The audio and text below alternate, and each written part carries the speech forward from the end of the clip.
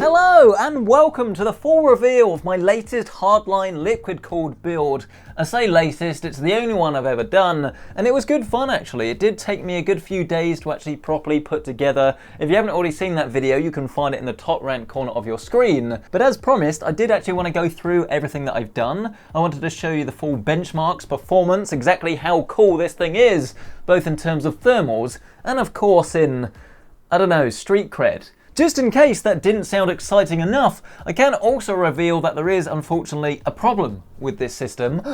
So we'll be walking you through all of the details on that, as well as actually playing some games on this for the very first time. Let's start with the big picture though. The build itself, I think it turned out really well. It was my first time doing hardline and it was incredibly difficult. Honestly, it did actually exceed my expectations in terms of difficulty. That's not to say that it can't be done, but to actually get it looking as neat and I guess as proper as you'd expect is going to take a lot of time, a lot of trial and error, but it was honestly a lot of fun. This is actually an all AMD system, so we've got an RX 6800 at the bottom, a 5900X 12-core CPU at the top. It was sponsored by both Gigabyte and AMD. I think AMD's been a bit of the alternative choice when it comes to GPUs, but with the release of FSR, I really don't think there's going to be much in it now. I wouldn't say Nvidia are going to be necessarily worried, but when you think you can actually get more VRAM on these cards, they might last a little bit longer. The fact of the matter is that both of these now do offer more features, and I guess a little bit of a parity between the two. The end result of the water cooling for me turned out to be a little bit meh, because I definitely think there are zones that do look really good, but then you've got this one down here that's just a little bit all over the place, to be honest. I got quite a lot of comments from people asking why I used such small radiators in such a big case, but it is more just because this was an education thing for me. There is definitely a lot of wasted space at the top, and I think having, well, what I've done at the front works quite well because we've still got three 140s, and then just down the bottom I put the pump. But we definitely could have done with something bigger at the top, not only to make it look a little bit more balanced, but of course to give it better cooling. I think my least favourite thing about this build though, sorry to say Corsair, is actually the case itself. Not because I don't think it's good, but because it's just so big and heavy that moving this thing about is an absolute nightmare, which is fine if you're not going to be moving your system around very often, but for someone like myself that is moving their PC around, I just find it too big and cumbersome. So probably the 5000D that sits in the middle would be the right choice if you are looking to do something like this yourself at home. We have also water-cooled that Corsair SSD, and it does look really nice actually. I'm very glad that we did decide to do that. But anyway, enough talk, let's jump into some performance and actually see this baby purr.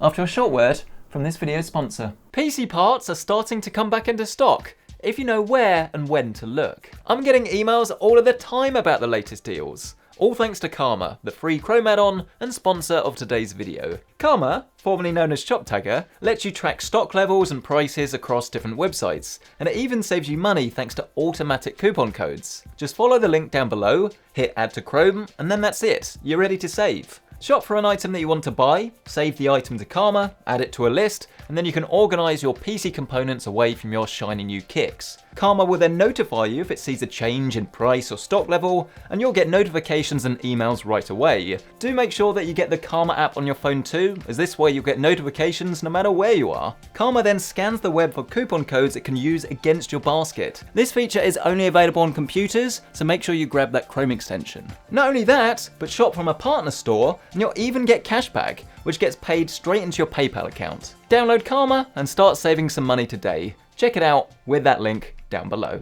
Let's kick off with the channel's favourite game, some Apex Legends. We'll begin by jumping out of our plane, and I do want to emphasise that what I've got set up here is actually all based on the fluid temperature, so we're not going to get any horrible wild fluctuations with fans spinning up and down, but I have also applied a very aggressively quiet fan curve. So looking at the temperatures right now, we're getting around about 68 degrees on the GPU, which for a water-cooled loop is just way too warm. So clearly we do need to actually increase either the flow rate or the fan speed to make sure that we are actually cooling this as well as we can.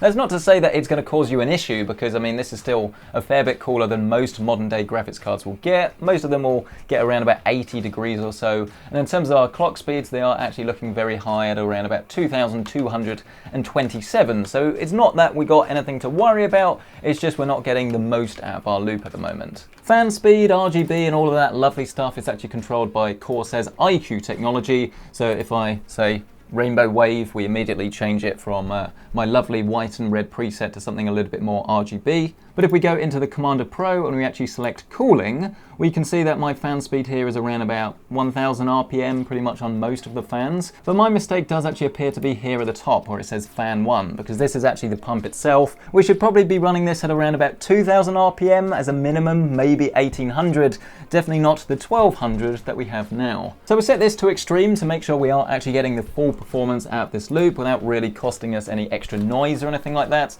And we'll see if our temperatures do decrease. At the moment, of course they have, but we have been out of the game.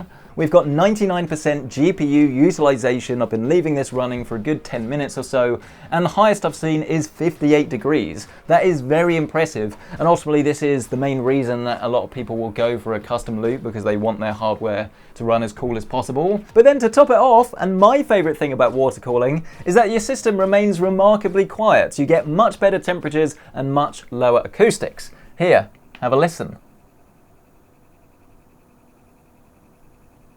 I always feel slightly awkward doing these. My body is in a weird position. Let's up the ante as I trip over the power cable. That would have been bad. Let's up the ante though with some Cyberpunk 2077. That really would have been bad, wouldn't it? Zoom! We're going to run this at big boy settings with 3840 by 2160 resolution. We're going to have ray tracing on ultra, but we are going to scale it down a little bit with some static fidelity FX by setting the resolution to 85%. Maybe that wasn't the best idea. We're getting 22 FPS. Can you tell this video isn't sponsored by AMD? Let's turn ray tracing off and let's go again. That's a whole lot better, around about 40 to 50 frames a second depending on where you are in the game. I think this really does show that NVIDIA graphics cards, if you're using a proper NVIDIA title, is still going to perform better. But obviously with AMD graphics cards, you've got a load of AMD optimized titles. Now that's new. We've got a bug in Cyberpunk. Who would have thought that could happen? In terms of thermals though, once again, things do look to be very, very similar. We've now gone up to 61 degrees, though it did actually lower some of the fan speed a little bit further just to see how quiet we could get this system. I know it says that the junction temperature is around about 76 degrees, but don't worry about that too much because it is always a little bit higher. Maybe we could have got a bit better contact with the block somehow. But all in all, GPU temperatures, very, very good. Now, at the start of this video, I did say that there is something about this system that is not working properly, and now is the time to come clean on what that is. I say that, it's not personally my fault, but it is so annoying, and if I was going to be using this system as my main, then I would be so sad, because I do need to take this whole thing apart to actually fix the problem. Because CPU temperatures are not good. Not good at all. I will now demonstrate this with some Far Cry 5 that does actually take over our system and make all of the lights flash according to the game, which I guess is pretty cool. We're running this at 4K, absolute max settings, and it does look incredible. I still think this is one of the best looking games out there. We're actually getting around about 100 FPS, so clearly the 6800 is doing a great job in terms of performance. But when we look at the thermals of the CPU, all of my hard work goes out the window as we're currently hitting 89 degrees. 89 degrees from a custom hardline loop. This is worse than you'd get from an all-in-one. It's terrible. We're not even properly utilizing this at the moment.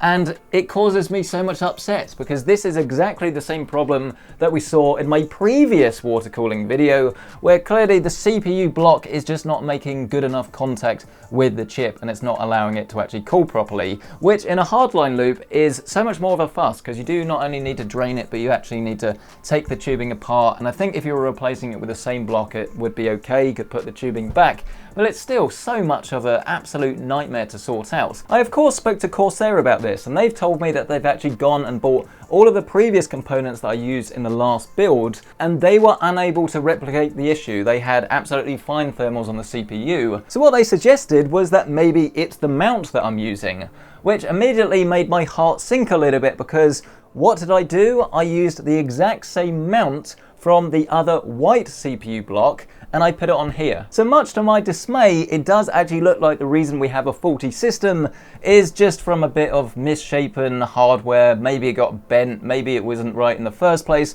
I don't know, but Yes, we do once again have a system that I couldn't possibly use without fixing, and fixing it is going to be an absolute nightmare. So yes, once again, this is a case of mission failed. We'll get them next time, but get them next time we will. I'm actually about to start my new personal PC project. I think I will do some updating. I absolutely love that case. It is the Phanteks P600S. If you do want to see current pricing on any of these parts that were featured and actually maybe do something like this yourself, then you can of course find that link down below with my Amazon affiliate links. Do be sure to check out Karma while you're down there, the sponsor of today's video, but I would absolutely love to hear your thoughts on this. Thank you so much for watching, smash that like button, and I'll see you in the next one.